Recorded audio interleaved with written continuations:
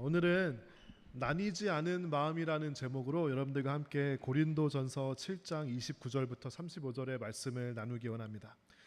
여러분께서 가장 뜨겁게 신앙생활을 하셨던 적이 언제였나요? 과거에 뜨거웠던 신앙생활을 경험하신 분들이 분명히 있을 것입니다. 그리고 다시 한번 그 뜨거운 열정이 타오르게 기도하고 또 원하시는 분들이 분명히 있을 것입니다. 또 어떤 분들은 나는 나의 신앙생활에서 지금이 가장 뜨거운 것 같다라고 말씀하시는 분들도 있을 수 있고요. 혹은 나는 아직 한 번도 신앙이 뜨겁게 타오른 적이 없어서 언젠가는 내 인생에 꼭 한번 그런 시간이 왔으면 좋겠다라고 생각하는 분들도 있을 것입니다. 제가 이번 주에 이면수 목사님이라는 분이 새롭게 하소서라는 프로그램에 나와서 자신의 경험을 이야기해 주시는 그런 영상을 보았는데, 여러분 아마도 많이 아실 겁니다. 이분이 북한 선교를 하다가 북한에 억류가 되어서 거의 3년이라는 시간을 북한 감옥에서 보내게 되었습니다. 이 프로그램에서 이면수 목사님이 이런 고백을 하시는 거예요. 자신이 가장 하나님께 순수하고 뜨거운 믿음을 가졌을 때는 젊었을 때 CCC 간사를 했을 때였고, 오히려 목사가 돼서는 정신없이 바쁘게 이런저런 일을 하면서 지내느라 하나님께 순수하고 뜨거운 열정을 많이 잃어버리셨다고 합니다. 그래서 하나님께 너무 죄송한 마음을 가지고 있었는데, 북한 감옥에 억류되면서 물론 너무나도 힘든, 우리가 감히 상상할 수 없는 고난이었지만 나중에 돌아보니까요, 북한에서 감옥에서 지낸 시간이 이루 말로 다 할 수 없는 하나님과 함께하는 소중한 시간이었다고 목사님께서 그렇게 고백을 하셨습니다.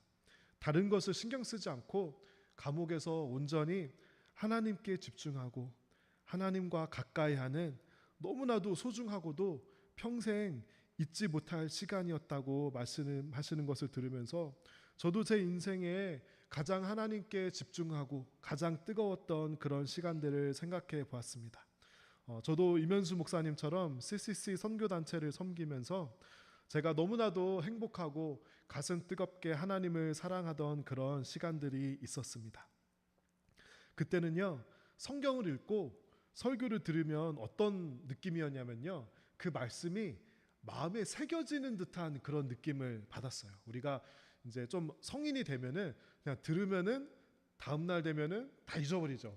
엄청 감동을 받으면 다음날의 기억이 이렇게 가물가물한데, 정말 그때는, 그 뜨거운 때는 말씀을 들으면은 그 말씀이 마음에 새겨지는 것 같은 그런 느낌을 받았습니다. 그때 받은 은혜가 너무 커서 그 은혜가 지금까지 저를 붙잡아주고 있다는 것을 느낍니다.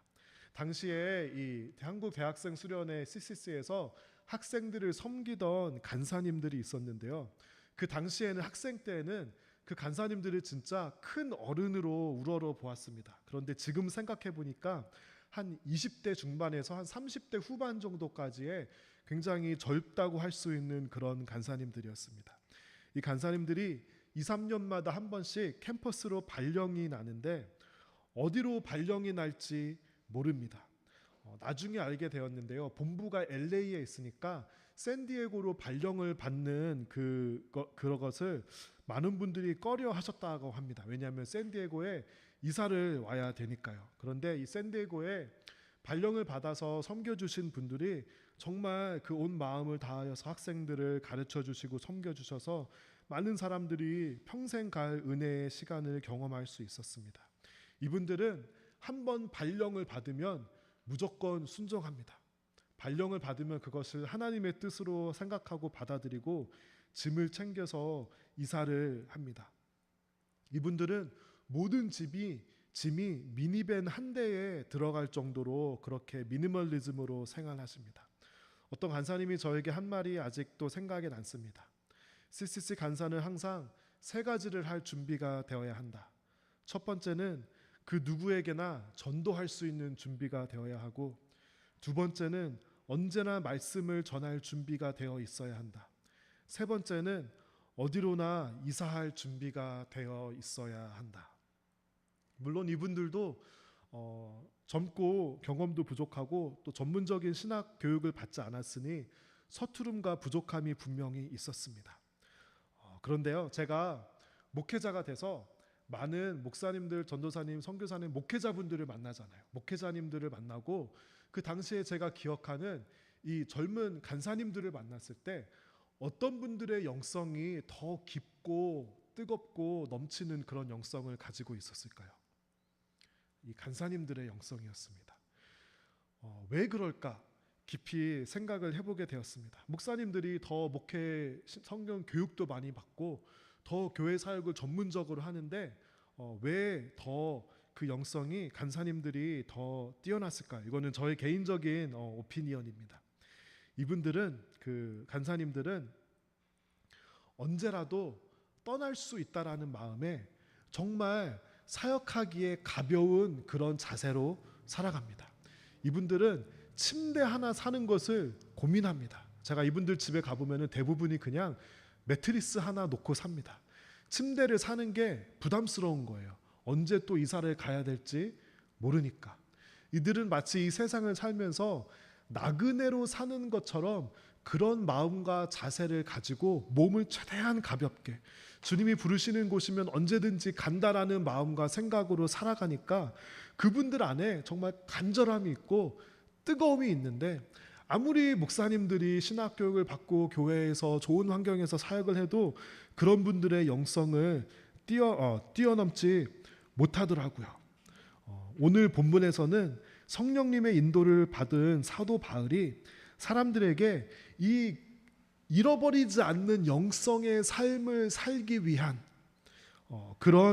그렇게 하기 위해서 필요한 우리의 모습을 오늘 본문을 통해서 알려주는데요. 사실 이 21세기 현대인들이 듣기는 굉장히 스트레인지한 그런 말씀을 사도 바울이 우리에게 전해줍니다. 우리 29절 다 같이 한번 읽어보도록 하겠습니다.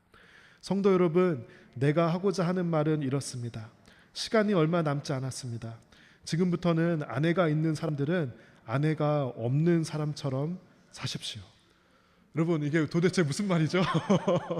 여러분, 성경 읽으면서 이런 말씀 읽었던 거 기억나시나요? 저는 아마 고린도전서 7장을 읽었을 것 같은데 저 읽고 이거 어떡하지? 오늘 본문인데 너무 당황했습니다. 아내가 있는 사람들은 아내가 없는 사람처럼 살려고 하는 게 도대체 무슨 말일까요? 남편들이 아내를 버리고 가정의 의무를 소홀히 하면서 온전히 주님만 따라가라고 그렇게 이야기하고 있는 것일까요?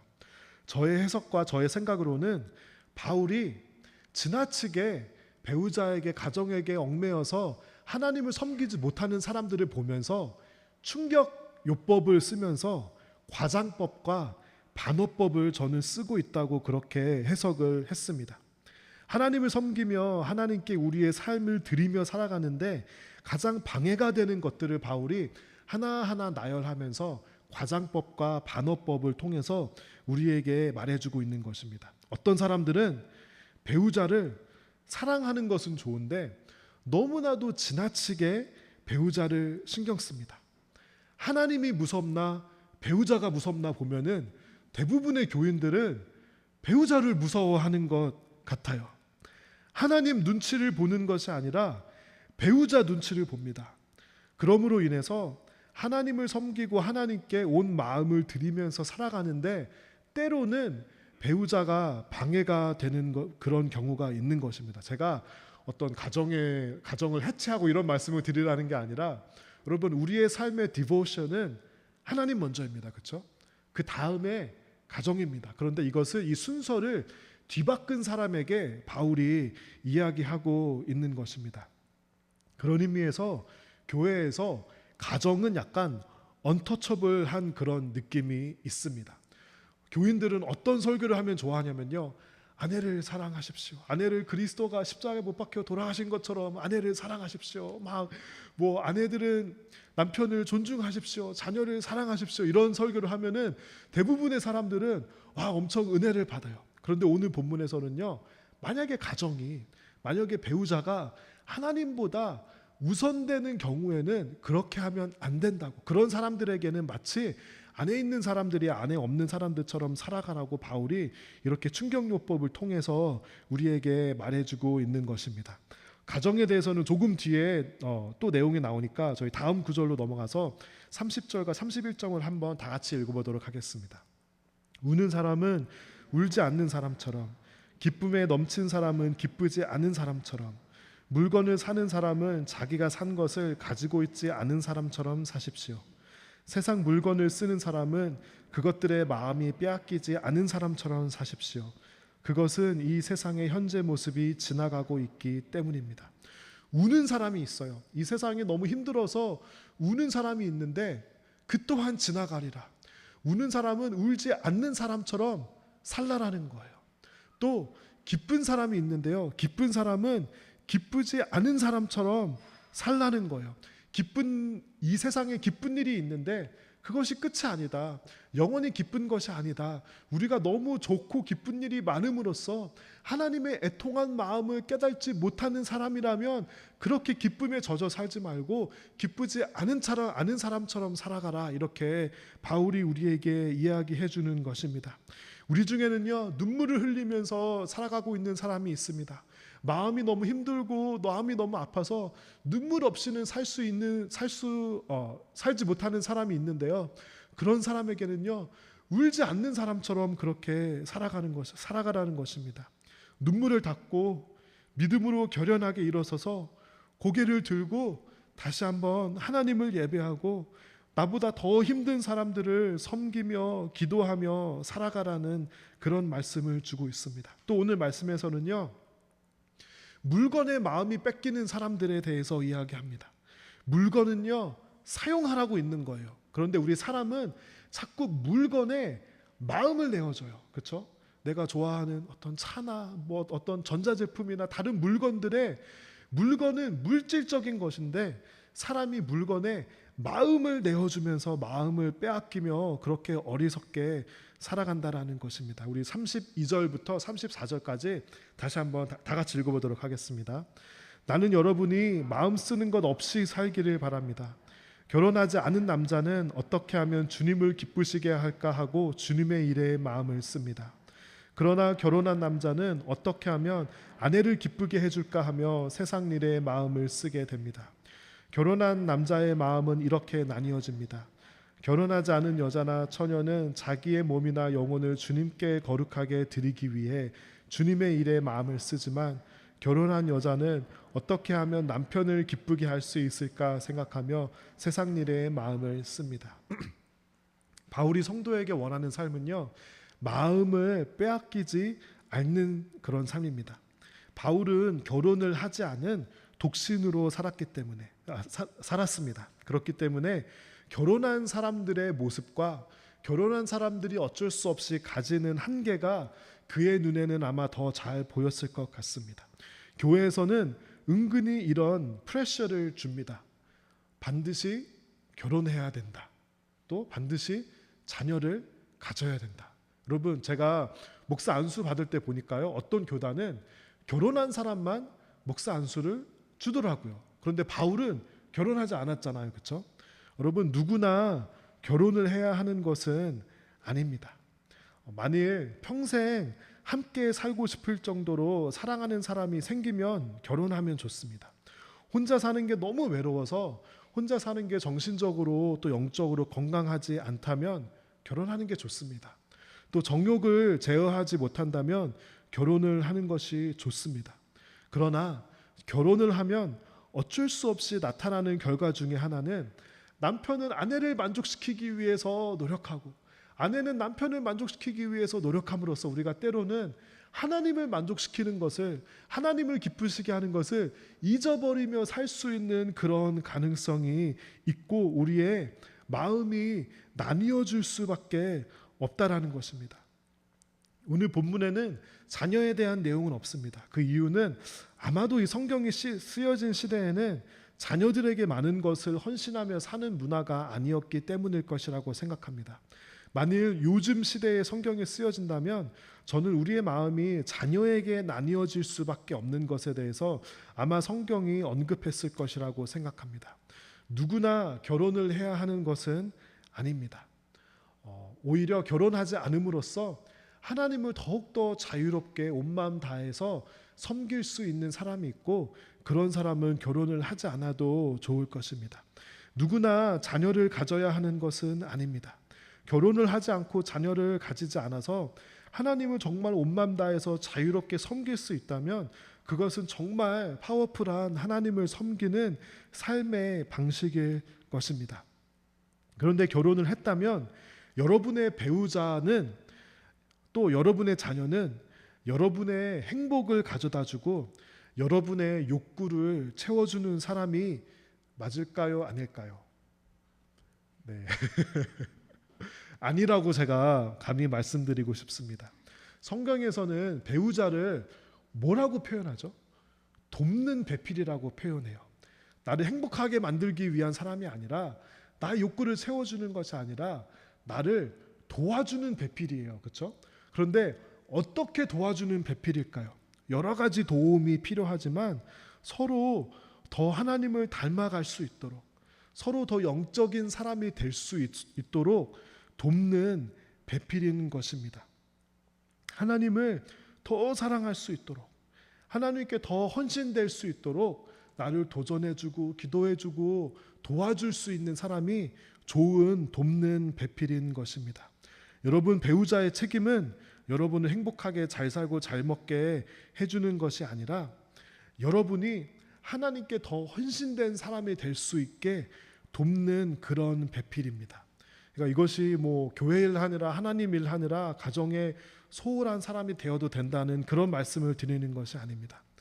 부부 관계를 통하여서 가정을 통하여서 우리가 하나님께 더욱더 헌신된 사람이 되어야 할 것입니다.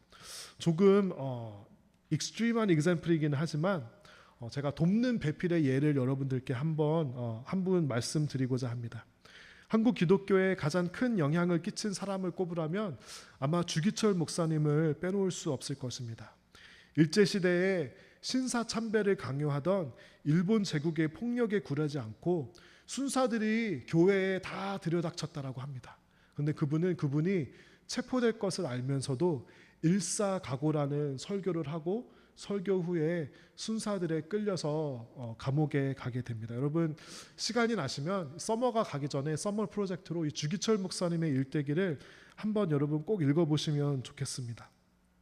주기철 목사님의 책을 읽어보면은요, 주기철 목사님의 믿음이 흔들렸던 적이 있었다는 것을 알 수 있습니다. 그것이 언제였냐면요, 목사님이 고생하는 가족을 생각했을 때, 이 일본 순사들이 가족을 데리고 와서 목사님 앞에서 고문하기도 하고, 목사님이 자기 자신이 순교하는 거는 상관없는데 가족이 그러면 어떻게 살아갈까, 이런 고민을 많이 했다고 합니다. 제가 적어놓은 게요, 주기철 목사님이 하신 마지막 설교의 그 세 번째 포인트인데, 목사님이 이렇게 말씀하셨습니다. 세 번째는 노모와 처자와 교우를 주님께 부탁하는 기도입니다. 나에게는 팔순을 바라보는 어머님이 계시고 병든 아내와 어린 자식들이 있습니다. 아들로 태어나 자식의 의무도 중요하고 한 사람의 가장으로서 하나님이 주신 자식들의 아비가 된 책임도 무겁습니다. 여기는 없는데 제가 계속 읽어드릴게요. 늙으신 어머님을, 병든 아내를, 어린 자식들을, 불안해하는 양떼를 선한 목자이신 주님께 맡겨드립니다. 병들고 상한 자들을 싸매어 주시고 길 잃고 헤매는 자를 인도하시며 낙심하고 범죄한 자를 당신의 보혈로 사유하여 주시옵소서. 인간의 얽매인 인정의 줄이 나를 얽매이지 않도록 기도해 주십시오. 부모나 처자를 예수님보다 더 사랑하는 자는 예수님께서 합당하지 않다고 하셨으니 저를 예수님께 합당한 자가 되도록 도와주시옵소서. 주기철 목사님도 가족에 대한 걱정을 할 때 가장 약한 모습을 보이셨습니다. 역사는 주기철 목사님을 기억하지만 주기철 목사님의 아내 오정모 사모님이 아니었다면 목사님의 순종과 순교가 불가능했을지도 모릅니다. 주기철 감옥사님이 한 5번 정도 감옥에 투옥되고 나오고 이것을 반복하셨는데요. 마지막 감옥에 투옥되셨을 때 목사님이 위독하다고 감옥에서 연락이 와서 사모님이 면회를 갔다고 합니다. 목사님이 아마 본능적으로 자신의 마지막 순간이셨던 것을 느끼셨던 것 같아요. 그 몸이 앙상해져 뼈만 남고 간수의 등에 엎혀들어온 목사님을 향해 사모님이 이렇게 말씀하셨다고 합니다. 당신은 꼭 승리하셔야 합니다. 결단코 살아서는 이 붉은 문을 나올 수 없습니다. 좀 무섭기도 하고요. 만약에 제 아내가 이러면 좀 서운할 것 같기도 한데, 목사님이 그 사모님의 이 말을 듣고 이렇게 대답했다고 합니다. 그렇소. 내 살아서 이 붉은 벽돌문 밖을 나갈 것을 기대하지 않소. 나를 위해 기도해 주오. 내 어머니와 어린 자식을 당신에게 부탁하오. 내 하나님 나라에 가서 산정현 교회와 조선 교회를 위해 기도하겠소. 내 이 죽음이 하늘의 썩은 미랄이 되어서 조선 교회를 구해주기를 바랄 뿐이요. 목사님이 돌아가신 후에 교회에서 가족을 보살피려고 땅을 좀 사서 소작을 주고 거기에서 나오는 안정적인 수입으로 목사님 가족이 살아갈 수 있게 배려하려고 했습니다. 그런데 오정모 사모님이 이를 극구 거부하며 이렇게 말했다고 전해집니다. 물건에 의지하면 신앙이 적어지기 때문에 안 됩니다. 남편을 팔아먹는 아내가 될 수 없기 때문에 안 됩니다. 제 아비를 팔아서 크는 자식은 병신처럼 될 것이니 자력으로 일어서도록 길러주어야 할 것입니다. 따라서 신앙적으로나 사회적으로나 남에게 의지하는 일은 절대 안 됩니다. 주기철 목사님이 순교하기에는 주기철 목사님의 돕는 배필, 저는 이 사모님을 보면서 오히려 이분이 더욱 믿음의 거장이었다는 것을 깨닫게 됩니다. 역사는 주기철 목사님을 기억하지만 돕는 배필 오정모 사모님이 있었기에 주기철 목사님의 순종이 가능했던 것입니다. 여러분, 여러분의 배우자에게 돕는 배필이 되어 주시기 바랍니다. 철이 철을 날카롭게 하듯이 돕는 배필로서 더욱 하나님께 순종할 수 있게 도와주시고 기도해 주시고 성숙한 배우자가 되어 주시기 바랍니다. 바울은 35절에서 이렇게 결론을 냅니다. 다 같이 읽어볼까요? 여러분 자신의 유익을 위해서 내가 이런 말을 하는 것이지 여러분을 속박하려고 그러는 것이 아닙니다. 나는 여러분이 나뉘지 않은 마음으로 자신을 하나님께 드려 바르게 생활하기를 바랄 뿐입니다. 바울은 행복을 반대하는 사람도 아니고 결혼을 반대하거나 물질을 반대하는 사람도 아니었습니다. 그가 목적하는 바는 한 가지였습니다. 고린도 교회의 성도들이, 또 이 고린도전서 말씀을 듣고 읽는 오늘날의 성도들이 나뉘지 않은 마음으로 하나님께 드려 신앙생활하는 것, 그것 한 가지였습니다. 바울이 보기에 고린도 교회 성도들이 너무나도 나뉘어진 마음으로 살아가는 것입니다. 무엇을 하든 죽게 하듯 하라고 했는데 성도들이 너무 배우자의 눈치를 보고 너무 물질의 마음을 빼앗기고 너무 이 세상에 잘되고 또는 힘든 것에 마음을 빼앗기니까 그렇게 살지 말고 하나님께 온전히 자신의 마음을 드리면서 살라고 바울이 이렇게 반어법과 과장법을 통해서 말씀해주고 있는 것입니다. 여러분의 마음은 혹시 무엇에 빼앗긴 것이 있으십니까? 여러분께서 하나님을 향한 마음이 혹시 나뉘어진 마음이 있으십니까? 여러분은 배우자를 만족시키기 위해 살아가는 것이 아닙니까? 배우자에게 당신은 정말 능력 있어, 당신이랑 결혼하기 잘했어, 이 말 한마디 듣기 위해서, 자신을 증명하기 위해서 우리의 마음이 나뉘어진 것은 아닌가요? 물건에 썩어 없어질 것에 우리의 마음이 빼앗긴 것은 아닌가요? 여러분이나 저나 우리의 마음이 무엇에 빼앗겼는지, 빼앗김으로써 인해서 하나님께 우리는 나뉘어진 마음을 드리며 살아가는 것은 아닌가 한번 생각해 보아야 할 것입니다. 조금 더 적나라하게 표현하면 우리가 세상과 사람에게 우리의 마음을 다 바치고 난 다음에 남은 것들, leftover, 이것을 가지고 하나님께 우리가 드리며 살아가는 것은 아닌가요? 여러분 한번 생각해 보세요. 여러분이 여러분 회사에 가서 보스에게 저는 이 회사에 충성할 수 없습니다. 왜냐하면 저는 다른 회사에서도 일하고 있기 때문입니다. 여러분이 저는 나무교회를 온전히 섬길 수 없습니다. 왜냐하면 저는 다른 교회도 섬기고 있기 때문입니다. 저는 이 가족에 헌신할 수 없습니다. 왜냐하면 저는 저 가족이 정말 바람직한 것 같아서 저 가족에도 한 부분이 되고 싶어요. 저는 이 사람도 사랑하고 저 사람도 사랑합니다. 저는 저의 배우자를 사랑하고 다른 사람도 사랑합니다. 이러면은 정말 돌맞아. 구약 시대에는 그래야 되죠.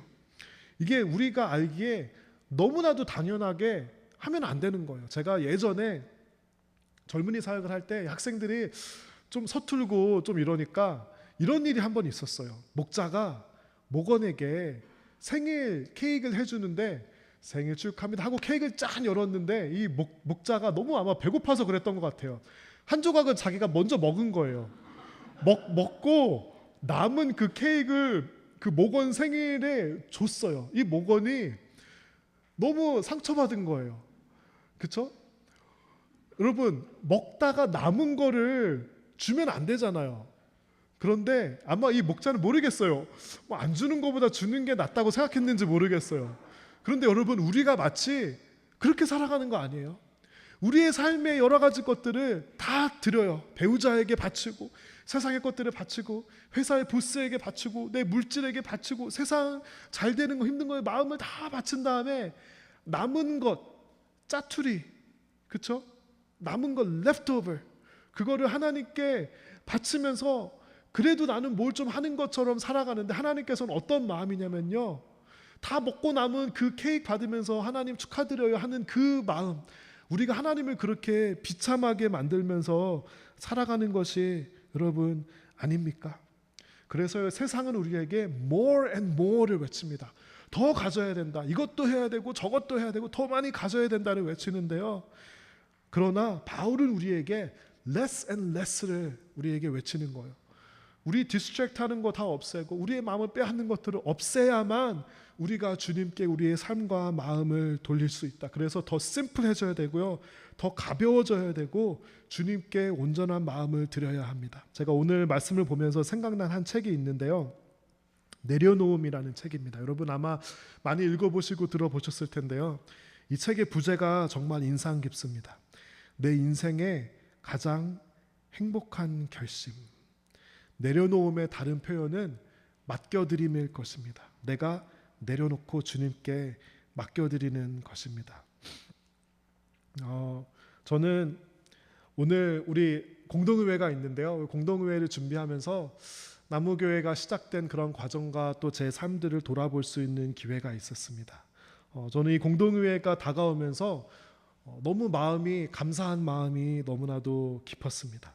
왜냐하면 교회가 처음 시작될 때의 그 환경과 상황과 마음을 생각해 보니 하나님께서 저에게 내려놓음의 시간을 허락해 주셨다는 것을 알게 되었습니다. 제가 그때 저는 요즘 시대는 개척교회는 안 되는 시대라고 생각을 오랫동안 했습니다. 개척교회 때문에 너무나도 많이 고생하는 분들을 직간접적으로 경험했기 때문에 참 많이 마음에 고민이 있었습니다. 제가 조슈아 추리를 한 두세 번 다녀오면서 그 광야에서 기도했습니다. 교회가 될 수 있을까? 솔직히 인간적인 마음으로는 잘 안 될 가능성이 한 80% 이상이라고 생각했습니다. 제가 그때 기도하는 것이 한 5가정이라도 모일 수 있을까? 그런 기도를 참 많이 했습니다.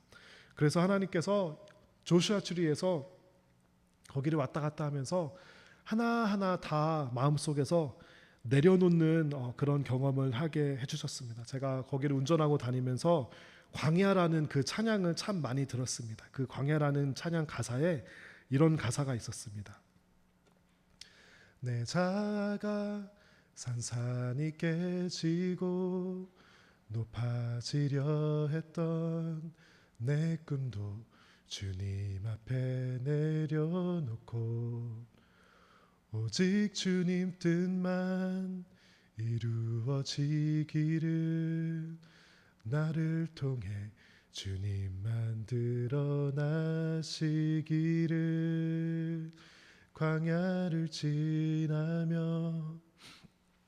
제가 그때 개인적으로 되게 마음에 억울하고 힘든 일들도 많았고요, 하나님께서 말씀해 주신 게 제 자아가 아직 살아있음을 말씀해 주셨습니다.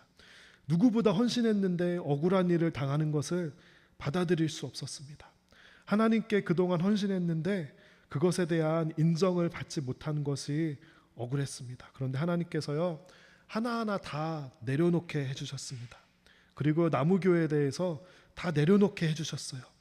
교회가 잘 되고 성공해야 된다라는 강박을 내려놓고, 교회가 숫자적으로 성장해야 한다라는 마음을 내려놓고, 나 자신을 증명하고 누군가에게 잘하는 것을 보여주어야 한다라는 그 마음을 내려놓고, 나의 신앙과 나의 판단이 틀리지 않았다는 것을 결과로 증명하려는 마음을 내려놓고, 가지고 있는 것보다 더 보여주려는 마음, 더 훌륭하게 보이고 싶은 마음을 다 내려놓았습니다. 그렇게 내려놓으니 모든 것이 감사였습니다. 그리고 함께 예배하는 성도님들 한 분 한 분이 너무나도 감사하고 그분들을 위해서 기도하게 되고 정말 감사한 마음을 가지게 되었습니다. 온라인 예배를 드리러 갈 때 정말 간절한 마음으로 찬양을 부르며 기도하며 운전하고 갔던 그때의 마음을 기억합니다. 내려놓으니 채워주시는 하나님을 경험하고, 내려놓으니 은혜를 주시는 하나님을 기억합니다. 그래서 저는 오늘 공동교회가 우리가 이렇게 할 수 있다는 것이 얼마나 감사한지 모릅니다. 우리가 내려놓을 때 온전한 마음으로 하나님께 마음을 드려야 하는 또 다른 한 가지의 이유가 있습니다. 우리 마지막으로 이 구절 다 함께 읽어볼까요? 너희가 온전한 마음으로 나를 찾고 찾으면 나를 만날 것이다. 저는 영어 버전이 더 마음에 와닿았는데요. You will seek me and find me when you seek me with all your heart. 나뉘어진 마음으로 하나님을 찾으면 하나님을 찾을 수 있을까요? 없을까요? 저 구절에 의하면 찾을 수 없습니다. You will find me when you seek me with all your heart. 나뉘어지 않은 마음으로 하나님을 찾으면 하나님께서는 반드시 우리를 만나 주실 것입니다.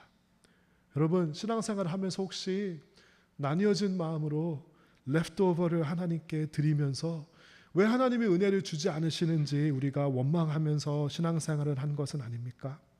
하나님께서는 우리의 온전한 마음을 바라고 원하십니다.